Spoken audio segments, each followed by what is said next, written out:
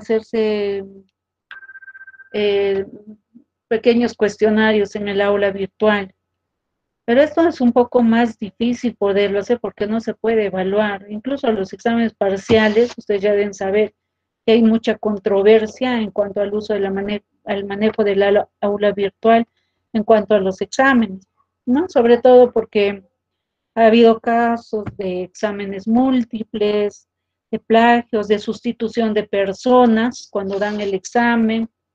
Hay una serie de cosas que han salido a la luz en estos 2 semestres, entonces esto tampoco se va a poder evaluar. Ya vamos a tener un hueco cuando hagamos los exámenes parciales. Entonces, no creo que se pueda hacer otro tipo de evaluación, pues les decía, tenemos que elegir o o hacer orales, y todos hacemos orales, no solamente por lo que les mencioné, sino también por el tiempo. 1 hora es muy insuficiente para todo esto. O hacer seminarios o hacer casos clínicos, lo que les había mencionado anteriormente. Entonces yo creo que con el delegado, ustedes reúnanse y me dicen qué es lo cómo vamos a solucionar esta parte del segmento, de acuerdo al acuerdo que ustedes tengan. En cuanto al examen, la hora máximo es de 40 minutos. Casi tienen 2 minutos por pregunta. ¿Alguna otra pregunta más?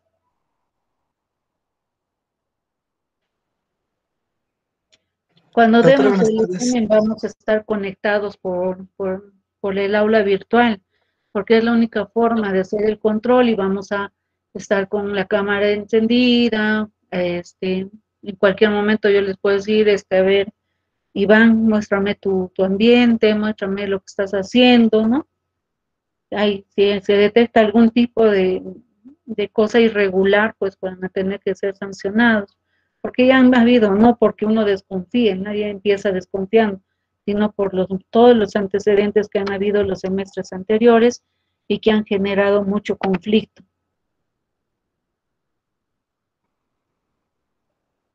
Doctora, una pregunta. En caso fuesen casos clínicos, ¿en cuál sería la modalidad? El caso clínico es algo similar como, por ejemplo, lo que vamos a hacer en el reforzamiento teórico de la práctica. En el reforzamiento teórico de la práctica, yo les doy, dependiendo de la cantidad de alumnos, casos clínicos. Cada uno se divide un caso clínico y luego lo discutimos, ¿no? Hacen su presentación, hacen sus indagaciones, todo, y al final lo discutimos. Y lo importante no es llegar al diagnóstico, sino saber por qué estás planteando tal o cual cosa. Entonces, de repente en el caso clínico también sería algo similar, solo que esta vez lo van a presentar el grupo de personas y la discusión va a ser con el grupo de personas.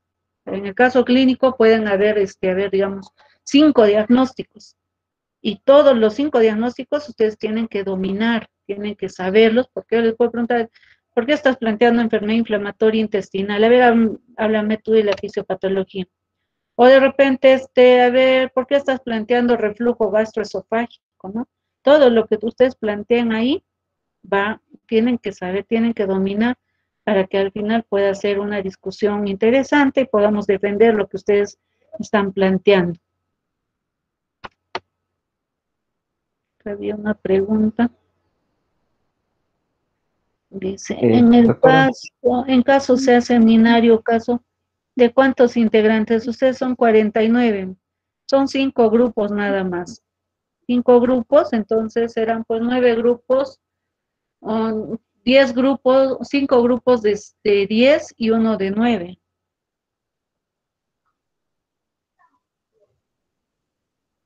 está bien, Máximo doctora. van a ser 5 grupos, máximo. ¿Alguna otra Doctora, pregunta? una pregunta. En caso de los exámenes, respecto a la continuidad del sí del examen, por ejemplo, es que otros doctores estuvieron planteando que el examen no sea continuo. O sea, supongamos que una pregunta de momento no la recordamos y pasamos a la siguiente, ¿se podría volver en las opciones o solamente es la misma opción para cada, bueno, solo en una sola oportunidad cada Iván, pregunta? se te escucha entrecortado. No sé si me puedes volver a repetir tu pregunta. Está bien, doctora. Mi pregunta en sí es si durante el examen las preguntas van a tener una única opción para contestarlas o, siendo el caso, podríamos volver a corregir de repente una No, pregunta. Si tenemos dudas. ahí la pregunta, el examen es secuencial. Ustedes tienen una pregunta, la responden o no la responden, pasan a la siguiente y ya no pueden retroceder. No es libre, es secuencial. Está bien, doctora. Gracias por la aclaración.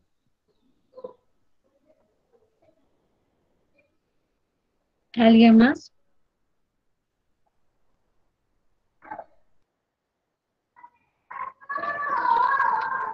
¿Alguien más?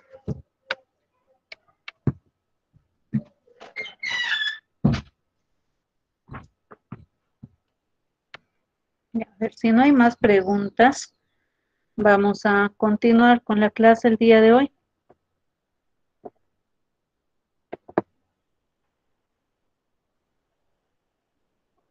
El examen tiene 20 preguntas.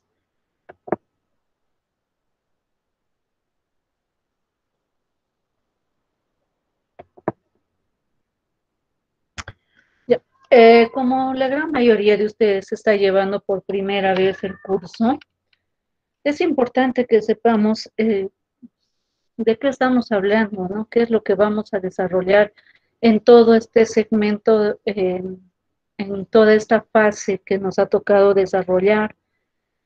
Hubiera sido ideal que hagan la práctica, porque en la práctica uno aprende lo que es el manejo de la historia clínica, cómo se debe hacer, cuál debe ser la secuencia. Sin embargo, cuando exista la oportunidad, también lo podrán poner en práctica.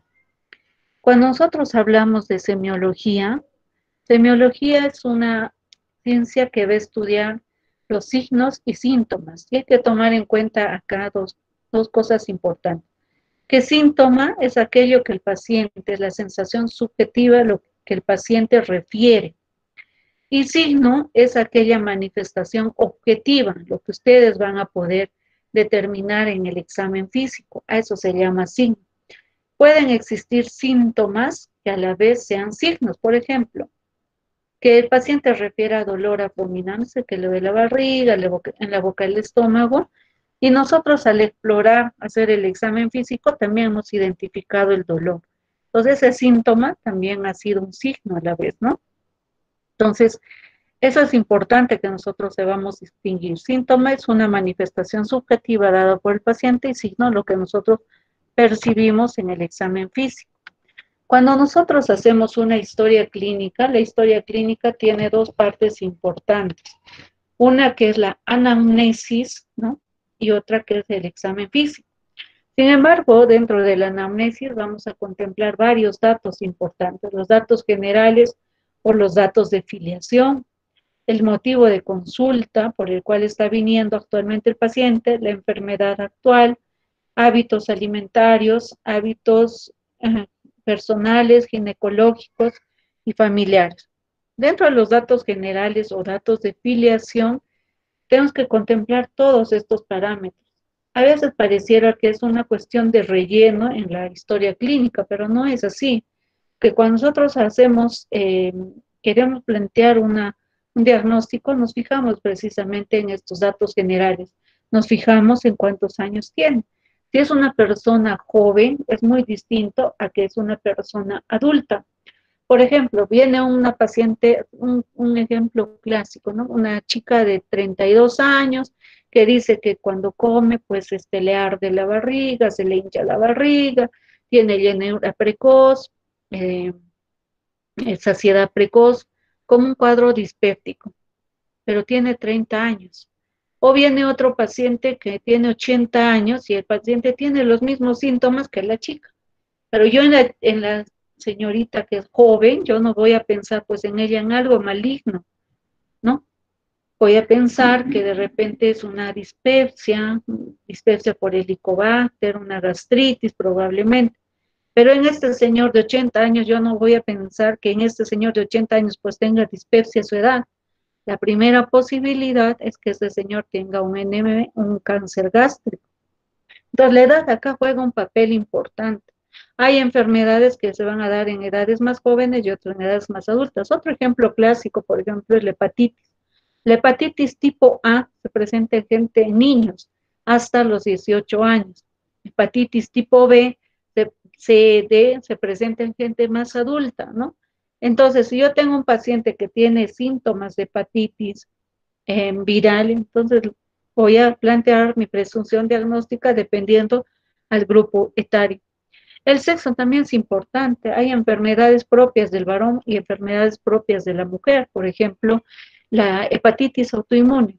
Y dentro de esta hepatitis autoinmune está la cirrosis biliar primaria y la colangitis esclerosante primaria.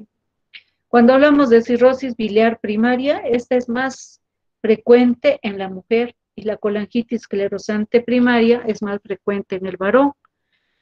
Tienen casi similar forma de presentación, pero el grupo etario es la que va a marcar la diferencia. El estado civil. Hay personas que tienen mucha patología funcional, y me refiero a patología funcional, a las gastritis por estrés, por ansiedad, a los pacientes con síndrome de intestino irritable.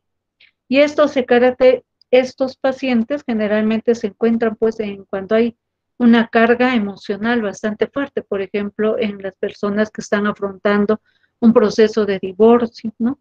O que se hayan quedado viudos. Es frecuente estos cuadros. La procedencia. Cuando nosotros vemos a unos pacientes, es importante saber de dónde vienen, porque hay enfermedades que van a ser propias o que van a tener mayor frecuencia de presentación. Por ejemplo, si viene un paciente que viene de una zona ganadera, de repente de anta, quispicanchis, espinar, y veo que tiene quistes, entonces para mí es importante de dónde viene, porque yo sé por esas zonas que crían bastante ganado vacuno, vino, ¿no? O viene un paciente que tiene pues cisticercosis, y ese señor viene de Sicuani, donde existe abundante cantidad de chanchos, ¿no? Entonces la ocupación es muy importante saber. La procedencia, igual digamos, viene una paciente de zonas cálidas que viene por diarrea. La primera posibilidad será pues parasitosis porque son zonas endémicas, pero es muy distinta que venga un paciente que tiene diarrea y que venga de acá de la ciudad del Cusco, ¿no? Habría que buscar otras causas. La ocupación, existen profesiones o ocupaciones que te predisponen a un riesgo mayor, por ejemplo, los que de esquiladores de lana, ¿no? Los que trabajan con la lana del ganado vacuno, vino, ellos tienen más riesgo de hacer quistes hepáticos, quistes pulmonares, sobre todo quistes hidatíricos. La religión. Nosotros en el segmento tenemos una enfermedad muy importante que es la hemorragia gastrointestinal. Muchas de estas hemorragias, sean de tipo varicial o no varicial, van a necesitar transfusión sanguínea. Sin embargo, existen pues religiones que no permiten la transfusión de sangre a sus pacientes, ¿no? Ellos prefieren simplemente que fallezca el paciente o solo quieren que les pongas cloruro, eso no va a solucionar su problema. O hay ciertas religiones que solamente permiten que se les ponga ciertos componentes sanguíneos, es decir, solo pónganle plaquetas, solo quiero que le pongan glóbulos rojos, solo quiero que le pongan, no sé, ¿no? Que centrifuguen la sangre y solo se le ponga elementos formes. El grado de instrucción es sumamente importante para saber cómo vamos a llegar a ese paciente. Puede ser que yo tenga un lenguaje muy técnico, ¿no? Que es lo que he aprendido en la especialidad. Señor, usted su pirosis es la pirosis que usted tiene se debe a que usted tiene una calasia y es un señor del campo. No me va a entender nada, no me va a entender qué cosa es pirosis, no me va a entender qué cosa es acalasia. Entonces, ahí yo tengo que moderar mi lenguaje dependiendo al paciente con el cual me estoy enfrentando. Y el idioma, obviamente que sí, bueno, en el Cusco lo que tenemos más frecuente es personas que hablan quechua. Entonces, los pacientes que hablan quechua no van a poder, digamos, transmitir lo que realmente sienten si nosotros tampoco hablamos quechua. El otro punto importante es el motivo de consulta. ustedes deben saber cuando nosotros hablamos del aparato digestivo, que no solamente hay síntomas gastrointestinales propiamente del tubo digestivo, sino que hay síntomas o hay manifestaciones digestivas de otras enfermedades sistémicas, como por ejemplo el hipotiroidismo puede cursar con estreñimiento, el hipertiroidismo puede cursar con diarrea, la diabetes mellitus de larga data puede cursar con gastropatía diabética. Entonces, hay enfermedades que van a tener repercusiones a nivel del tracto gastrointestinal, por ejemplo, el síndrome de Sjögren, ¿no? O la esclerodermia va a cursar con disfagia. Entonces, eso es importante que nosotros sepamos que hay enfermedades que dentro de sus secuelas van a alterar el tracto gastrointestinal y van a producir síntomas secundarios a la enfermedad de fondo.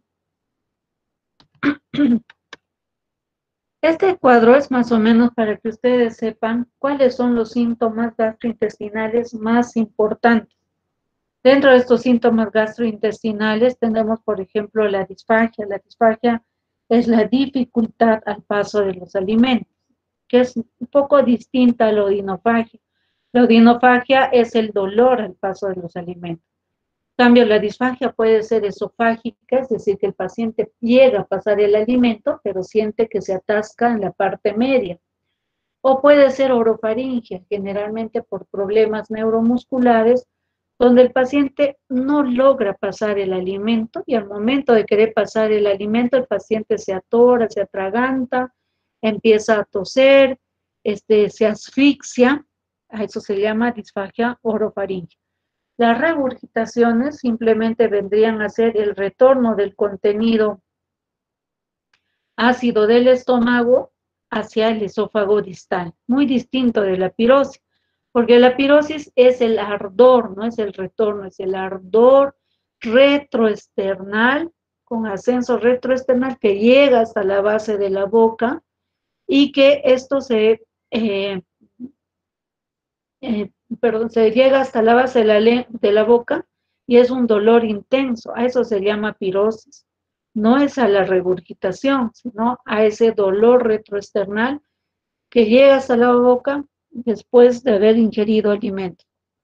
Los vómitos lo vamos a definir como aquella expulsión brusca, involuntaria del contenido gástrico por fuera de la boca. Y acá hay que saber distinguir, ¿por qué les digo? Porque hay muchos pacientes, sobre todo los pacientes psicológicos, que todo el tiempo dicen que tienen vómitos. Pero si tú los observas, lo que ellos hacen es juntar su saliva y botar la saliva hacia afuera, voluntariamente. En cambio, el vómito es una expulsión brusca, involuntaria, no lo piensan, simplemente sale. Y para que haya vómito, tiene que haber primero arcada. Y esa arcada tiene que producir, o primero tiene que haber náuseas, y esa náusea tiene que producir una arcada, y esa arcada va a producir el vómito. En cambio, en estos pacientes que podríamos decir hasta pseudo vómito, no tiene ni arcada ni náusea, simplemente es saliva que están botando todo el tiempo, pero es un acto sumamente voluntario. El dolor abdominal es una sensación subjetiva de disconfort abdominal. No es un dolor intenso, debe diferenciarse del abdomen agudo, porque el abdomen agudo es un dolor intenso, súbito, que produce una descompensación hemodinámica en el paciente, es decir, tiene taquicardia, tiene fiebre, hipotensión, distrés respiratorio. Eso es un abdomen agudo y eso es una emergencia. En cambio, el dolor abdominal como manifestación clínica es solamente una sensación de disconfort, de malestar, de incomodidad a nivel de la pared abdominal. El sangrado gastrointestinal se manifiesta de diferentes formas. Se manifiesta a través de la hematemesis, se manifiesta a través de la hematoquesia, a través de la rectorragia y a través del vómito borráceo y la melena. Cada una va a tener una forma específica de presentación que en estos momentos los voy a explicar. La ictericia, en cambio, viene a ser la coloración amarillenta de los ojos y de la piel. secundario a una alteración a nivel del metabolismo de la bilirrubina. Esta alteración puede ser antes de llegar al hígado, que es la bilirrubina indirecta, o al momento que ha llegado al hígado o en su momento de excreción, que es la bilirrubina directa. Entonces, ambos van a traducirse clínicamente como la coloración amarillenta de piel y mucosas. La constipación viene a ser las heces duras, heces voluminosas, que se asocian a dolor anal, a esfuerzo, a pujo, a tenesmo y en algunos momentos o en algunas oportunidades a una extracción digital. Para nosotros hablar de estreñimiento tiene que ver todo este proceso durante aproximadamente 6 meses. No es cualquier episodio de estreñimiento. La diarrea, hay muchas formas de clasificar a la diarrea o de definirlas. Una dice que es un cambio en su frecuencia y un cambio en su consistencia. Otros dicen que hay que valorarlo en función al peso, que si pesa más de 200 es diarrea, ¿no? Y hay muchas clasificaciones. Nosotros vamos a tomar en cuenta la que dice alteración en la frecuencia y alteración en la consistencia. Distensión abdominal, meteorismo, son manifestaciones de un síndrome que se llama síndrome de gas intestinal y el cual se va a producir porque va a haber una alteración a nivel del metabolismo intestinal, sean estas por Helicobacter, sean estas por bacterias intestinales o por parásitos. Entonces, acá he tratado de ver cuáles son los síntomas que me hablan, por ejemplo, de las glándulas salivales. Asialia, que se vendría a ser la ausencia de saliva en la boca, como en el síndrome de Sjögren. El tialismo, por ejemplo, en aquellos pacientes que tienen excesiva secreción salival, como por ejemplo en los pacientes que tienen tumores en la boca, o en pacientes que hayan consumido órganos fosforados. Halitosis, que vendría a ser el aliento de mal olor, ¿no? Mal aliento, y que generalmente se debe a la presencia del divertículo de Zenker, que se encuentra a nivel del esófago. Trastornos a nivel del esófago, podría ser la disfagia, disfagia hemos mencionado, odinofagia, dolor, regurgitación, vómito, pirosis.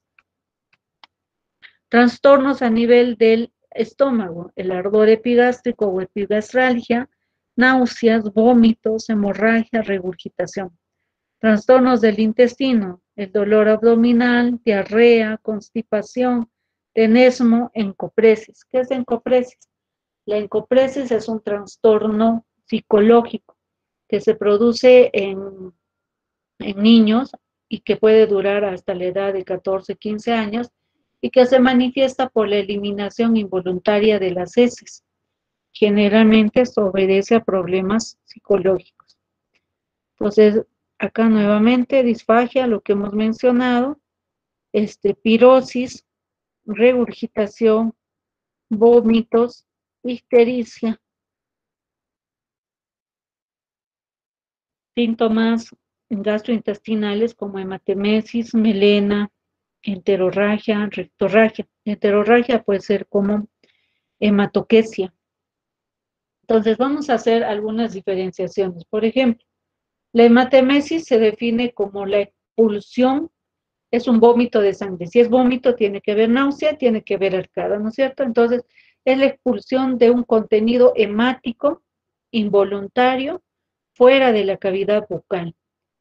Se diferencia de la hemoptisis, porque la hemoptisis no está precedida de náuseas, no está precedida de arcadas, está precedida por tos. Es una expulsión también involuntaria, pero en la sangre lo que vamos a ver son burbujas de aire. En cambio, en la hematemesis, esta sangre va a estar mezclada con los alimentos. Esta hematemesis generalmente me traduce hemorragia digestiva alta por encima del ángulo de Treis. La melena, muy por el contrario, la melena es la eliminación de heces de color negro, pastoso, brillante, alquitranada, de colores, se podría decir, algunos lo denominan como diarrea negra o como brea. No es una deposición negra, dura. Eso no es melena. Para que sea melena tiene que ser pastoso, brillante, alquitranado, con un olor a sangre podrida. ¿Y por qué adquiere esta coloración negruzca?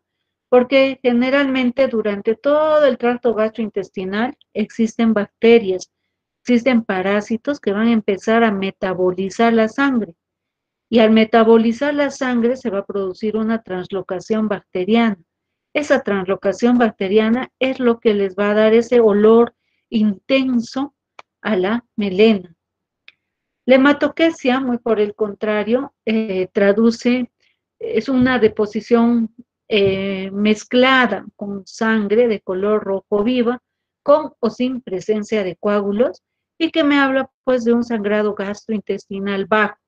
Sin embargo, se ha visto que más o menos 15% de los pacientes que tienen hematoquesia se presentan como manifestación clínica de una hemorragia digestiva alta. Pero para esto, para que la hemorragia digestiva alta se presente con hematoquesia, pues tiene que ser un sangrado tan abundante, que no va a dar tiempo al intestino a metabolizar la sangre. Y la rectorragia va a diferir de la hematoquesia porque la rectorragia es un sangrado rojo vivo rutilante, que está encima de las heces y se acompaña a dolor anal. Generalmente obedece a patología anal o rectal. El estreñimiento, ya les había dicho los criterios de Roma, más de 3 evacuaciones, menos de 3 evacuaciones en una semana, asociados a dolor anal, heces duras, voluminosas, asociados a pujo, tenesmo, ¿no? Algunas veces que llegan a la extracción manual. Diarrea, cambian la frecuencia, cambian la consistencia.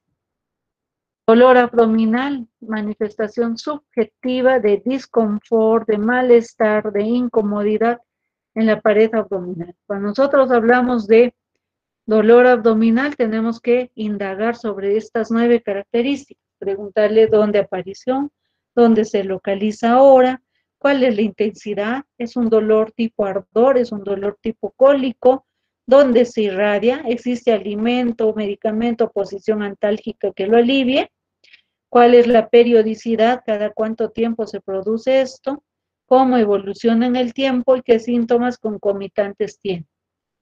Eso es básicamente lo que hay que investigar cuando nosotros hablamos de dolor abdominal.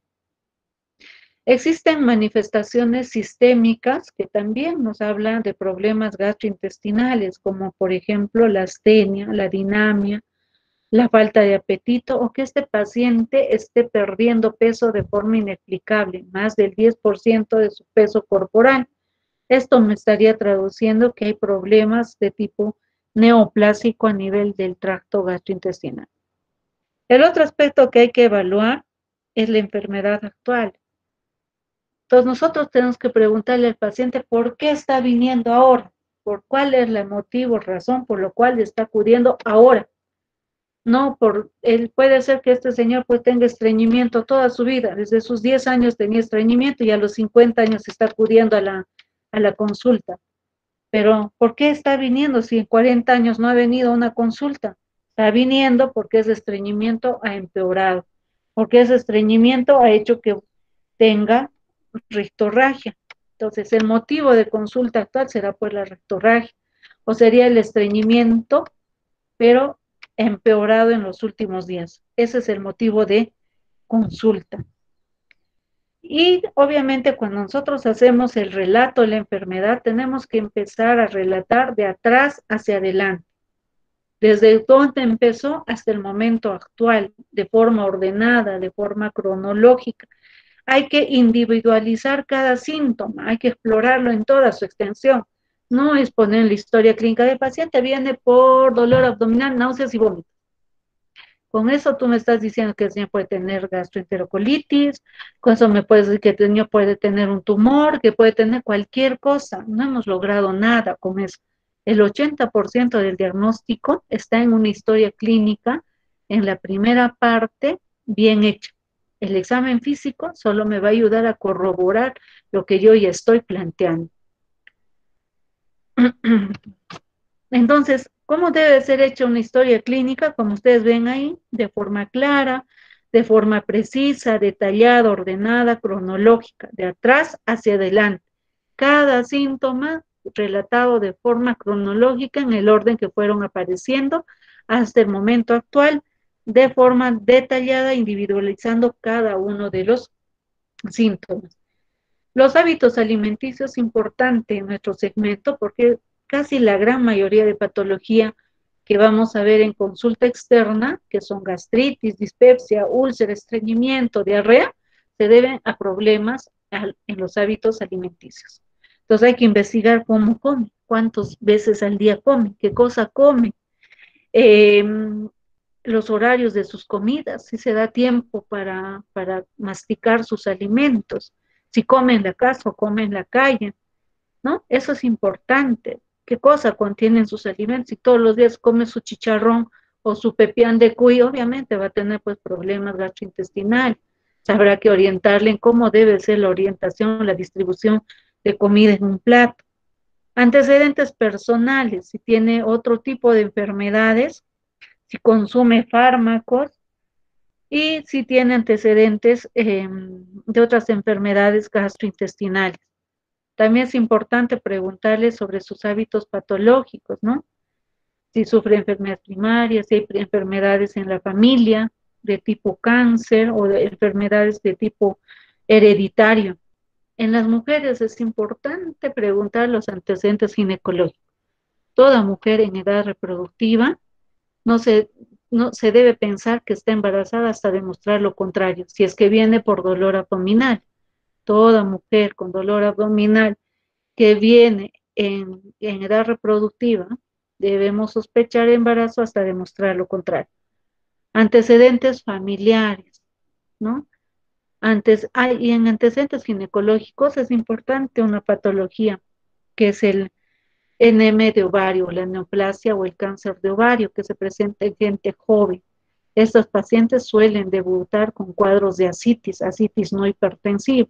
O sea, un paciente joven, mujer, sexualmente activa y que viene por asitis no hipertensiva, hay que pensar en cáncer de ovario.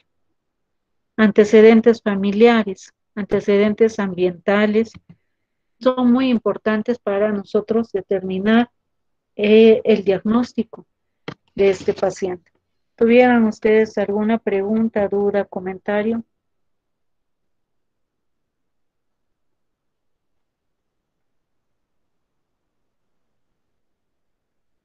Esta parte es muy importante, sobre todo porque ya vamos a empezar a hacer los casos clínicos y los casos clínicos en el reforzamiento teórico de la práctica se basa en esto, ¿no?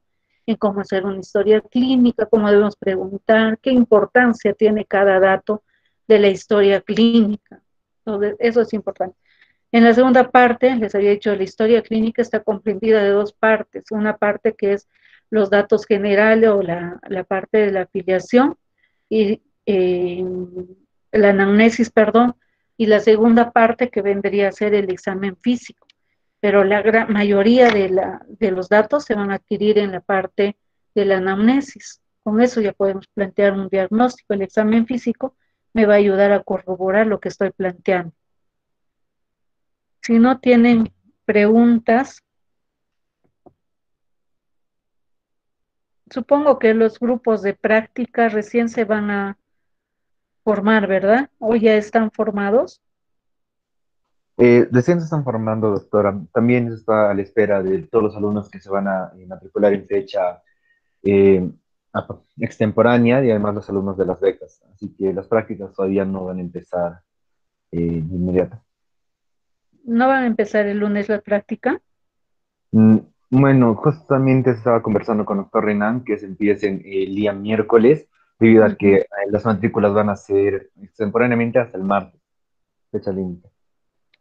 Ya, pues entonces que me avisen para darle los casos clínicos, reunirnos y ver cómo vamos a hablar, ¿ya? Entonces, la siguiente clase vamos a hablar, según nuestro cronograma, de lo que hemos planteado hoy día del examen físico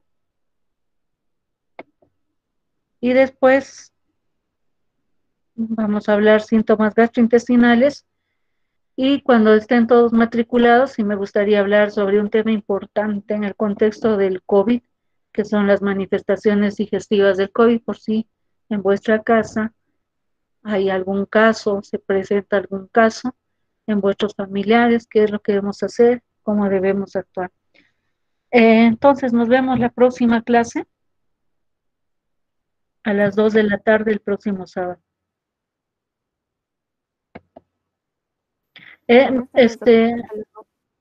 Iván, me haces llegar, por favor, la propuesta de cómo vamos a hacer con ese 30%. Si van a hacer casos clínicos, si van a hacer seminarios, temas de exposición.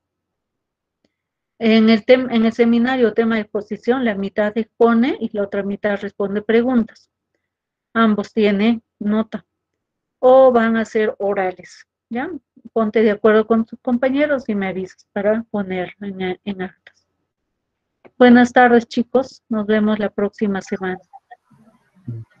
Está bien, doctora. Doctora, más bien, por favor, ¿podría pasarnos tal vez el video de la clase? Sí, ya lo voy a dejar de grabar. Ya, les voy a pasar. En la noche que voy a configurar mi aula virtual, se los voy a pasar.